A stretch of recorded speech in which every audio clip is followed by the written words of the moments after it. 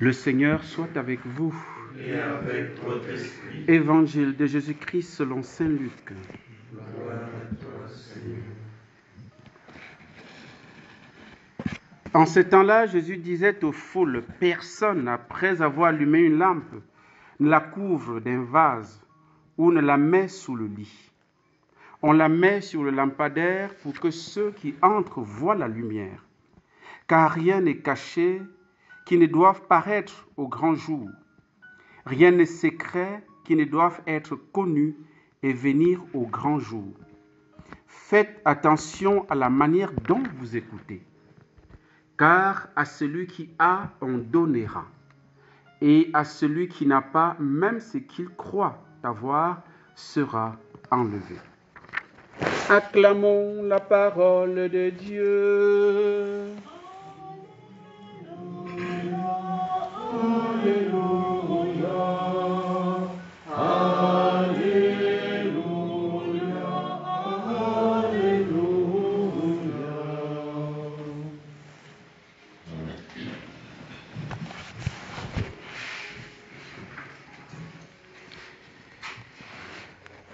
Comme je le disais au début de la messe, le Seigneur, à travers l'évangile de ce jour, nous invite à nous rappeler ce que nous sommes.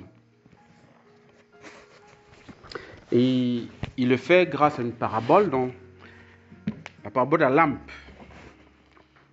Et il parle avec assurance, je pense que nous tous on peut se retrouver, il n'y a personne qui peut le contredire parce que dans toutes les cultures c'est comme ça. Personne, après avoir allumé une lampe, ne la couvre d'un vase ou ne la met sous le lit. Personne. Vous allez dans tous les peuples du monde, c'est une vérité tangible, c'est logique. C'est-à-dire que ça relève du bon sens, hein, le plus basique. Voilà. On la met sur le lampadaire pour que ceux qui entrent voient la lumière. Impossible de cacher la lumière. C'est-à-dire que la lampe, quand on l'allume, bon, c'est pour éclairer. On l'allume. Bon, il n'y a qu'un philosophe qui était vu bizarre, qui m'a marché avec la lampe en plein jour. Je crois que c'est Diogène. Voilà. Mais c'est extraordinaire puisqu'on l'a demandé, mais qu'est-ce qui t'arrive? Qu'est-ce que tu fais là? Il a dit que je cherche l'homme. Ben oui, parce que c'est sûr qu'il trouvait que les hommes vivaient peut-être la tête en bas. Ou bien, en fait, les gens ne vivaient pas comme des hommes, quoi. Et le philosophe est celui qui titille un peu la société, qui essaye de réveiller les consciences, d'inviter les gens à réfléchir sur eux-mêmes et avancer, à chercher la vérité. Et donc, c'est normal quand on allume, c'est pour éclairer. Et c'est pourquoi en général on allume les lampes dans la nuit pour éloigner les ténèbres. Et donc, il n'est pas possible, en fait, il serait, je ne sais pas, même un fou, on n'a jamais vu un fou faire ça. Allumer une lampe et couvrir et rester dans le noir. Ce n'est pas possible. C'est vraiment...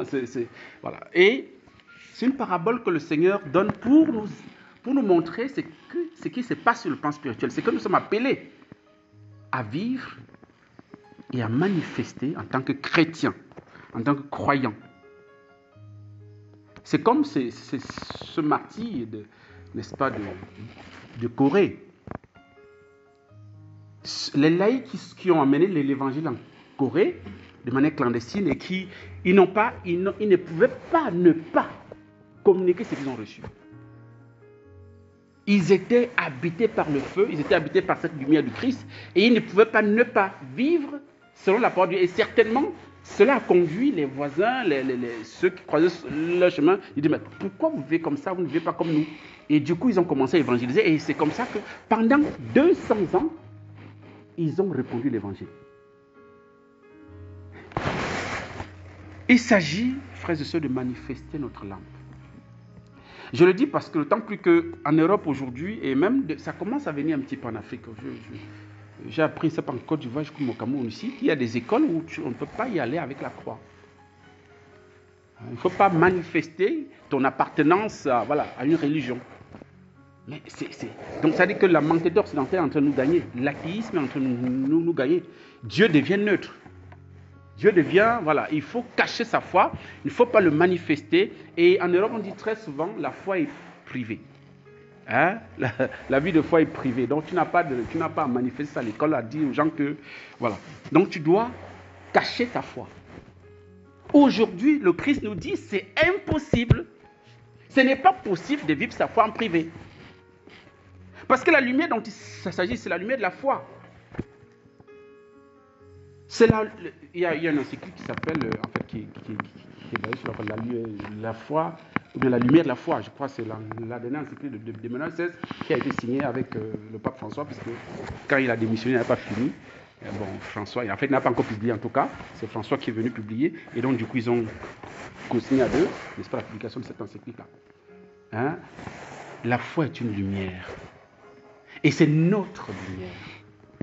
Nous ne pouvons pas faire autrement que de manifester cette lumière partout où nous sommes. Ce n'est pas possible autrement. Qu'on soit en habit, qu'on soit en civil, qu'on soit laïque, qu'on soit consacré, quel que soit ce que nous sommes, si nous avons reçu cette foi, nous devons la manifester. On ne peut pas la cacher. Ce serait du non-sens. Ce serait comme allumer une lampe et couvrir avec un vase. C'est ce que le Christ veut dire. Donc, ce n'est pas possible de vivre sa foi en privé, dans son coin, hein, en disant « basta, moi je veux déranger personne, hein, ma foi, non, ce n'est pas possible. » Et l'une des caractéristiques de la lumière, il y en a plusieurs. Hein. La lumière est de nature hospitalière. Tu veux pas, quand tu allumes une lampe, ça éclaire toute la maison. C'est-à-dire que même si dans la maison il y a ton ennemi, lui aussi il va bénéficier de cette lumière-là. Autant mieux ne pas allumer s'il y a ton ennemi. Mais quand tu allumes, tu ne veux pas, tout le monde va en bénéficier. C'est la même chose avec le soleil. Quand le soleil, c'est pourquoi le Christ prend, n'est-ce pas, l'exemple dans Matthieu 5. Le Père fait lever son soleil sur les bons et les méchants. Il fait pleuvoir sur les justes et les injustes. Donc il y a une dimension, j'ai envie de dire, le fait de vivre sa foi est en soi déjà une évangélisation. C'est en soi une manière d'éclairer les autres. Puisqu'il est dit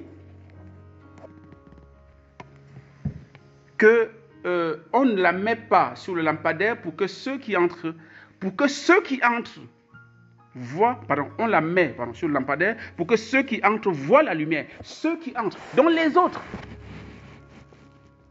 Dès que tu as la foi, tu impactes forcément ton milieu de vie. Ce n'est pas possible autrement, frères et sœurs. Tu ne peux pas faire autrement. Tous ceux qui entreront dans ta vie, tous ceux qui sont sur ton chemin, doivent découvrir ta lumière. Doivent être impactés par ta lumière, par ta foi. C'est ce que je vais dire. Tu ne dois pas dérober cette lumière que tu portes en toi. Et cette lumière, c'est la foi. Et il est important aussi de montrer que la foi vient à une autre source. Et cette source-là est aussi une lumière. Puisqu'il est dit, Jésus dit, faites attention, c'est une mise en garde. Faites attention à la manière dont vous écoutez. Il parle de la lumière, maintenant il parle de l'écoute. C'est quoi le lien?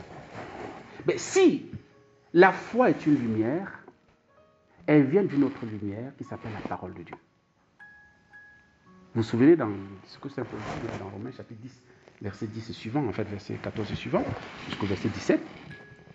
La foi vient de ce qu'on entend, et ce qu'on entend, c'est la parole de Dieu. La foi vient d'une autre lumière plus grande qui s'appelle la parole de Dieu. Et donc, il faut faire attention à la manière dont nous écoutons la parole de Dieu, qui est non seulement à la source de notre foi, mais aussi sa nourriture. C'est en écoutant, c'est la qualité de l'écoute de la parole de Dieu qui nous permet d'entretenir notre foi, de la faire grandir et de pouvoir rayonner la parole de Dieu. Et l'écoute de la parole, donc faites attention à la manière dont vous écoutez. Ça veut dire qu'on peut avoir une écoute passive, superficielle, je préfère le terme, superficielle. C'est-à-dire que tu ne vas pas au-delà de l'entendement, de ce qu'on entend. Or, l'écoute dans la Bible signifie aussi obéissance. Celui qui obéit et celui qui écoute. Celui qui écoute est celui qui obéit. Donc, autrement dit, il faut une foi, ou alors, il faut écouter, il faut une écoute pratique, qui se concrétise, qui ne reste pas superficielle. Et c'est cette manière d'écouter la parole de Dieu qui va nous permettre, bien sûr, d'avoir davantage. Car celui qui a, on donnera encore. La qualité de l'obéissance à la parole de Dieu va nous permettre, le Seigneur va permettre que nous grandissions. Il va nous combler davantage de sa lumière pour que nous soyons de plus en plus des éclaireurs. Que nous puissions éclairer les autres, que nous soyons de plus en plus de lumière. Et celui qui écoute de manière superficielle, il dit, et celui qui n'a pas, autrement dit, celui qui ne concrétise pas la parole entendue. Écoutez, même s'il croit avoir le peu qu'il a, même ce peu-là lui sera enlevé. Frères et sœurs, nous avons un devoir de témoignage de notre foi qui ne peut pas être caché, qui ne peut pas être... Parce que, comme il le dit, car rien n'est caché qui ne doive paraître au grand jour. Rien n'est secret qui ne doive être connu et venir au grand jour. Lorsque les gens viennent dans notre vie, ils doivent, par le fait même de vivre avec nous, de nous voir agir, faire un examen de conscience. Ils doivent voir en travers nous peut-être comme un miroir. Parce que la lumière qu'on dégage va les inviter à se remettre en question. Je ne sais pas, vous avez déjà peut-être vous avez connu ça. J'ai connu que lorsque j'étais sur le banc au lycée, parce que je ne trichais pas, et je n'empêchais à personne de tricher. Mais je ne trichais pas. Mais parce que je ne trichais pas, ma voisine a changé de banc. Bon, mes camarades ils m'ont entouré pour me dire, mais toi tu exagères. Mais tu exagères. Tu peux rater ton examen comme ça, ou bien tu peux faire rater l'examen comme ça à quelqu'un parce que tu ne veux pas montrer quelque chose. Je n'avais jamais fait un problème parce qu'eux, ils trichaient. Mais ils ont été gênés par le fait que je suis dans la classe, je suis le seul qui ne triche pas. Et ils sont gênés. Pourquoi? Mais parce que, je ne sais pas, je les heurte. C'est-à-dire que mon attitude, bon, si j'étais autant 5 avant, mais franchement, peut-être que... Bon, mon attitude faisait que, ils se sentaient mal. Et c'est pourquoi il dit que mais, rien de ce qui est écrit. Autrement dit, à l'approche, lorsque les gens vont vous approcher, votre manière de vivre doit les inviter, doit les interpeller. Ils vont dire, mais attends, l'autre là ne fait pas comme nous. Sans que tu n'aies même ouvert la parole, ouvert la bouche plutôt, ta manière de faire, d'agir va les interpeller. Ça va éclairer, va dévoiler quelque chose qu'ils vivent et dont tu n'es même pas au courant. Hein. Et ils vont se prier, ils vont dire, mais c'est comment ça, tu fais comment? Et là, tu vas profiter pour l'évangéliser. C'est vraiment une grâce qu'il faut demander au Seigneur, la grâce de durer dans notre fidélité à la parole de Dieu, la grâce d'être lumière et de le rester. Hein, là, je crois que le psaume 36, je crois, le verset, je sais plus quel verset, dit que c'est dans ta lumière que nous voyons la lumière. Nous, on se rend compte, hein, plus on prie le Seigneur, plus on s'approche de lui, plus on se rend compte des points d'ombre qu'il y a dans notre vie, qu'il faut, voilà, lui confier ça pour qu'il puisse convertir, qu'il puisse transformer. Mais moins tu pries, moins tu t'approches du Seigneur, moins tu vois. C'est la même chose que nous devons faire dans notre milieu de vie. Plus les gens vont nous approcher parce que nous avons une relation intense avec le Seigneur de manière soutenue et quotidienne, plus les gens vont se rendre compte que, moi j'ai fait encore telle chose que lui ne fait plus. Ou bien il fait ça. Moi je ne suis même pas au cas de ce qu'il fait. Et voilà, il va peut-être se réveiller. Demandons la grâce, cette grâce au Seigneur, la grâce de la fidélité à la suite du Seigneur, la grâce d'être des lumières.